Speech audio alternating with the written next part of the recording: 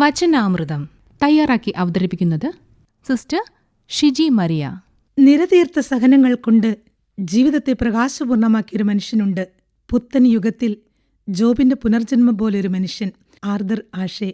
Tennis ലോകത്തിന്റെ നെറുകയിൽ വെന്നിക്കൊടി പാറിച്ച ജേതാവ്. വിംബിൾഡൺ കിരീടമടക്കം ഒന്നിലധികം കിരീട നേട്ടങ്ങൾ. പെട്ടെന്നൊരു ദിനം ഹൃദയസംബന്ധമായ രോഗം മൂലം ആർതർ തളർന്നു വീഴുന്നു. പിന്നീട് നടത്തിയ ശസ്ത്രക്രിയയിൽ രക്തദാനം ചെയ്തയാൾ ആ മനുഷ്യന് സമ്മാനിച്ചത് എയ്ഡ്സ് എന്ന മാരകരോഗവും. പിന്നെ തന്റെ പ്രിയ ആരാധകരുടെ സാന്ത്വന സന്ദേശങ്ങളുടെ ഒഴുക്കായിരുന്നു. അതിലൊന്ന് ഇങ്ങനെയും: ആർതർ, എന്തേ ഇങ്ങനെ? എന്തുകൊണ്ട് ഇത്രമാത്രം ക്രൂരമായി ദൈവം നിന്നോട് പെരുമാറുന്നു? ആർക്കും ഉത്തരമില്ലാത്ത ആ സമസ്യയ്ക്ക് ആർതറിന് ഉത്തരമുണ്ടായിരുന്നു. ലോകത്തെങ്ങുമായി 5 കോടി ആളുകൾ ടെന്നീസ് കളിക്കാൻ ആരംഭിച്ചു. 50 ലക്ഷം പേർ കളി പഠിച്ചു. 50,000-ഓളം പേർ കളികൾക്ക് ക്ഷണിക്കപ്പെട്ടു. 500-ഓളം പേർ മത്സരങ്ങളിൽ പങ്കെടുക്കുന്നു. 50-ഓളം പേർ കിരീടത്തിനായി പൊരുതുന്നു.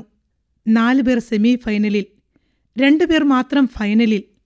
ഫൈനലിൽ ജയിച്ച് വിംബിൾഡൺ കപ്പുമായി ലോകത്തിന്റെ നെറുകയിൽ നിന്നപ്പോൾ ദൈവത്തോട് ഞാൻ ചോദിച്ചില്ല, ദൈവമേ, എന്തുകൊണ്ട് ഈ ഞാൻ? എങ്കിൽ ഈ മാരകരോഗത്തിന് പിടിയിലമരുമ്പോഴും എനിക്ക് ദൈവത്തോട് ചോദ്യങ്ങളില്ല.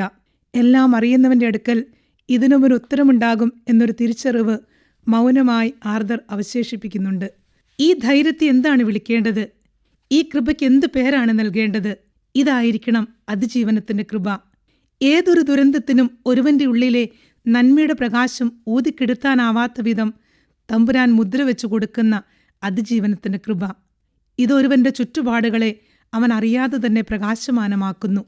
ഒരു മൺകുടത്തിന്റെ കഥയും ഏതാണ്ട് ഇതുപോലെ തന്നെ. വൃത്തികെട്ട ചേറിനെ മനോഹരമായ മൺകുടമാക്കാൻ കഴിയുന്നതിലാണ് കുശവന്റെ വൈഭവം. ചേറിനെ സ്നേഹിക്കാതെ മൺകുടത്തെ പണിയാനാവില്ല. കുശവൻ ചേറിനോട് കാണിക്കുന്നത് പ്രത്യക്ഷത്തിൽ ക്രൂരത തന്നെ. അടിയേറ്റും തൊഴിയേറ്റും ചൂടേറ്റും തണുപ്പേറ്റും അത് കടന്നുപോകുന്ന വ്യാകുലങ്ങൾ നിരവധിയാണ്. എന്നിട്ടും പരാതികളും പരിഭവങ്ങളുമില്ലാതെ അത് വഴങ്ങി നിൽക്കുന്നത് ചന്തമുള്ള ഒരു കുടമായി ചന്തയിലും ഉടയാത്ത കുടമായി അടുക്കളയിലും ശോഭിക്കാൻ തന്നെ. അതെ, മുറിവേൽക്കാതെ സ്നേഹമില്ല, ബലി ചെയ്യാതെ ആരാധനയില്ല, വിലക്കുകളില്ലാത്ത പറുദീസയുമില്ല.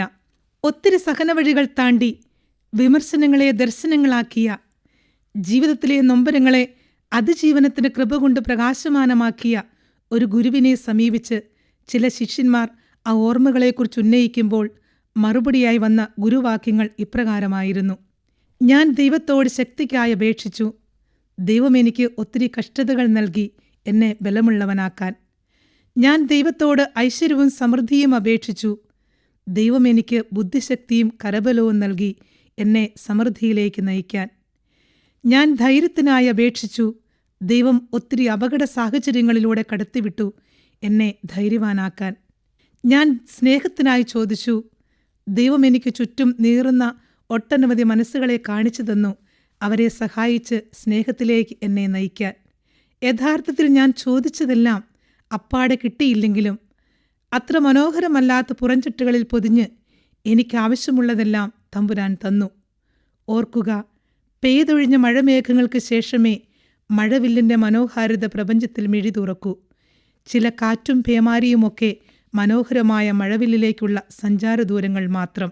ഒരു ഗുരുമൊഴി ഇങ്ങനെയുണ്ട്: കടന്നുപോകുന്ന വഴികളെല്ലാം ഓർത്തുവെക്കുക. ചിലത് വീണ്ടും നടക്കാനുള്ളതാണ്, ചിലത് ഇനിയൊരിക്കലും നടക്കാതിരിക്കാനും. വചനാമൃതമാണ് നിങ്ങൾ ഇതുവരെ കേട്ടത്. തയ്യാറാക്കി അവതരിപ്പിച്ചത് സിസ്റ്റർ ഷിജി മരിയ.